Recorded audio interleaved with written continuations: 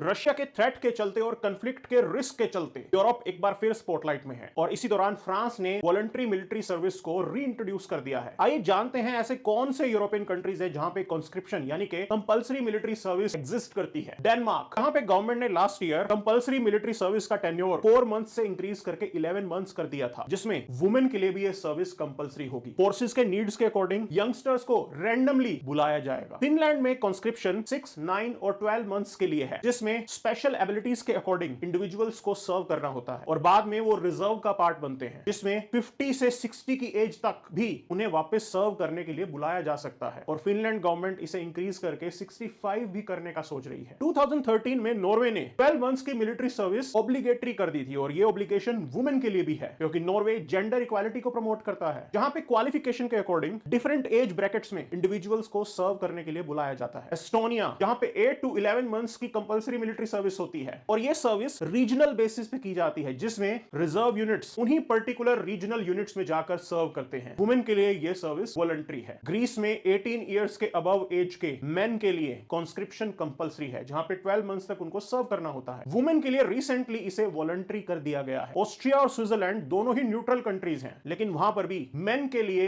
Military service compulsory है, जो 6 to 9 months के टेन्योर में रखी गई है। लिथुआनिया, जहां पर 2008 में कंपल्सरी मिलिट्री सर्विस को सस्पेंड कर दिया गया था, लेकिन 2015 में इसे रीइंट्रोड्यूस कर दिया जाता है और सर्विस कंप्लीट करने के बाद कॉन्स्क्रिप्ट्स को 10 साल तक रिजर्व्ड ट्रूप्स में रखा भी जाता है, जिसे नेक्स्ट ईयर से 15 इयर्स तक इंक्रीज कर दिया जाएगा। तो और भी बहुत यूरोपियन कंट्रीज है जहां ये कॉन्स्क्रिप्शन एग्जिस्ट करता है। सवाल ये है, अगर वर्ल्ड वॉर 3 होता है तो क्या उसकी शुरुआत भी यूरोप से होगी और क्या भारत में भी कॉन्स्क्रिप्शन को इंट्रोड्यूस करना चाहिए?